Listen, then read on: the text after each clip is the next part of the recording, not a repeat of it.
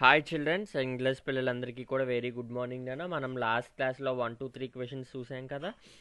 So ఇప్పుడు 4, 5 questions చూద్దాం రండి అన్న. 4th క్వశ్చన్ చూడండి. How did the Brab frog reaches the washerman's house? Brab frog washerman హౌస్కి ఎలా రీచ్ అయ్యింది అని చెప్తున్నాడు నాన్న. చూడన్నా, ఈరోజు 4 and 5 క్వశ్చన్స్ నేర్చుకుందాము. How did the Brab frog reaches the washerman's house? Brab frog washerman హౌస్కి ఎలా వచ్చిందన్న సముద్రం నుండి? One day he jumped into the washerman's washed bundle. అంటే వాషర్ మ్యాన్ సముద్రం దగ్గరికి తీసుకెళ్ళిన బండిల్లోకి దూకేసింది కదన్న. thus Brab frog reached washerman's house. So washerman's హౌస్కి ఎలా వచ్చింది?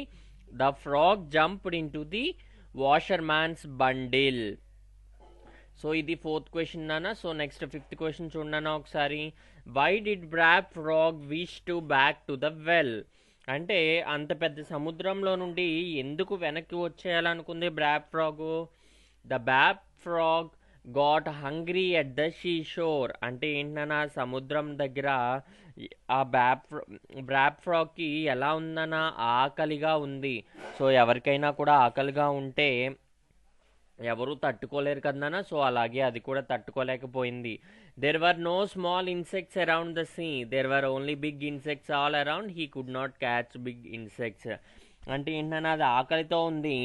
సో దాని చుట్టూ కూడా ఏమేమి ఉన్నాయి? పెద్ద పెద్ద ఇన్సెక్ట్సే ఉన్నాయి తప్ప తినడానికి చిన్న చిన్న ఇన్సెక్ట్స్ ఏమీ లేవు. సో అది ఆకలితో ఏం చేసింది? ఆకలితో అలమటించి అది ఏం చేసిందనా, వెనక్కి వెళ్ళిపోవాలని చెప్పి నిర్ణయించుకుంది. సో ఈరోజు వీడియోలో 4 and 5 క్వశ్చన్స్ నేర్చుకున్నారు కదన్నా. ఈ 2 క్వశ్చన్స్ని కూడా నీట్గా నోట్స్లో రాసి వచ్చేంతవరకు చదువుతారని అనుకుంటూ ఈ వీడియోని ఇక్కడితో ఎండ్ చేస్తున్నాను. ఒకసారి 1 to 5 క్వశ్చన్స్ కూడా ఒకసారి రీకాల్ చేసుకోండి పిల్లలు. ఓకేనా నాన్న? Thank you.